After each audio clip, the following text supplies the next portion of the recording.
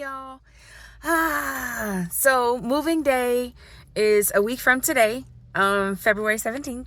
I just came from the house in Wilmington. I wanted to do another walkthrough to kind of figure out where I want to put stuff. And, so I walked through with the landlord. And he pointed out some of the things that I'll be staying and, just kind of get a feel for it. But the best part was while I was there, I got to meet a couple of the neighbors. And, the idea of being in a neighborhood where people know each other's names and what they do. And, there's an artist across the street. There's a realtor, a couple houses down, a nurse, somebody that works at the university, a professor. I have anxiety. If you know me, I have anxiety. And I want to make sure that everything is done and done well and done perfectly if possible, but there's no such thing.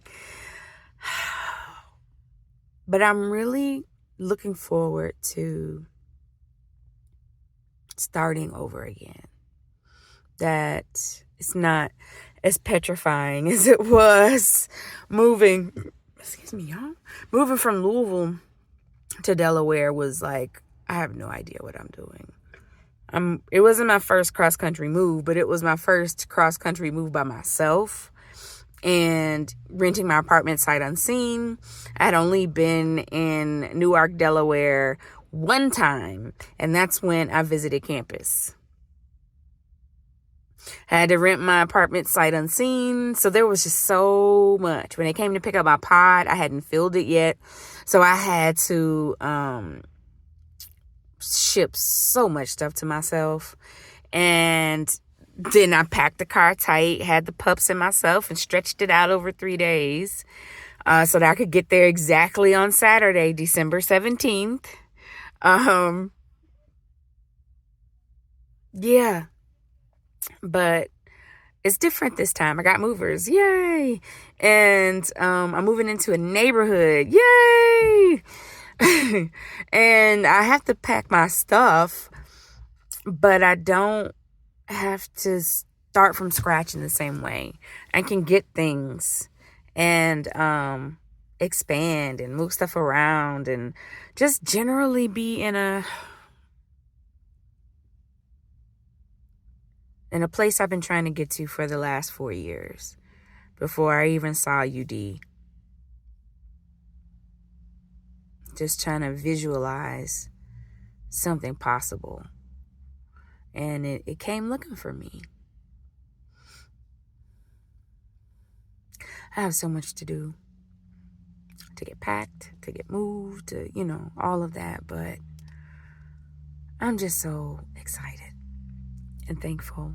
And I did let them know, I can be a little standoffish at first. I might be skittish, but just give me a minute, and I look forward to sitting on the porch and waving to folks and saying hey and learning who the people are. And yeah, I have 2 neighbors, including the one directly across the hall from me. I'm fairly sure that he died. We have a lot of older folks in my apartment complex. Very old. And I don't mean in their 70s. I mean 80s and up. And I would see the dude across the hall. He was also the one that I would call Mr. Peanut. Because occasionally he would walk outside in the hallway in his underwear, walking straight up and down like he had a top hat and a monocle. And I would see him out, and I knew who he was because he's my neighbor across the hall, but he had this kind of vacancy looking, and so I wondered about dementia and stuff like that. But I would see him coming in and out. He's right across the hall, but I didn't hear him. I didn't see him. And then one day I saw a man that I didn't recognize go in there with a dolly, and then some other things are moving by. His newspaper would be out there, for a whole week. And it was just, some things were weird to me. And then I went out of town, and when I came back, I still didn't see him. And then a few weeks ago, I heard voices over there, and there were folks bagging up all of his stuff and throwing it away. There were 3 really big junket trucks where they were cleaning out this man's apartment and just dumping it. And maybe they took him to a nursing home.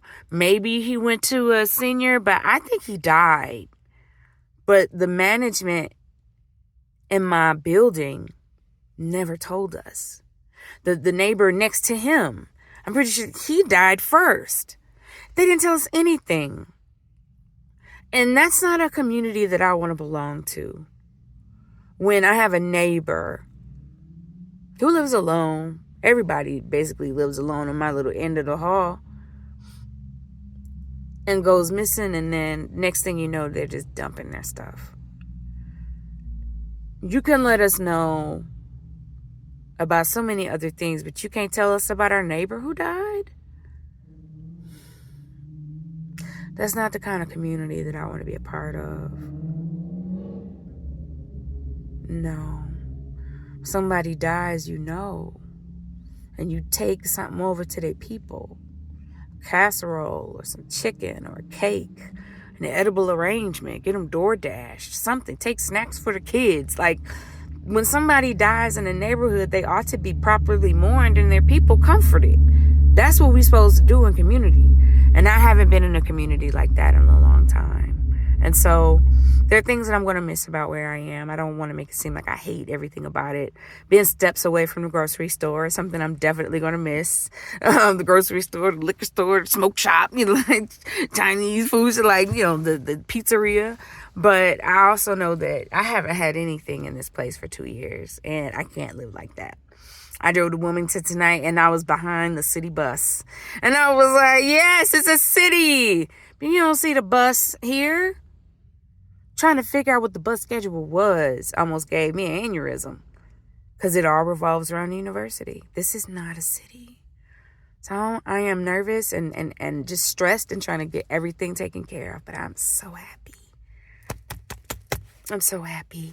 I'm anxious. I don't know much about Wilmington at all. But I'm ready. I'm ready. And I appreciate all the help that people have given me thus far. Donating to my campaign, sharing my campaign, just telling people about it, praying for me, like all of those things. I appreciate every single bit of it, because I am finally moving to a place where I can have a home. Not just somewhere to stay or to keep my stuff, but a home. Yeah. So I got some boxes so that I can box up my record collection.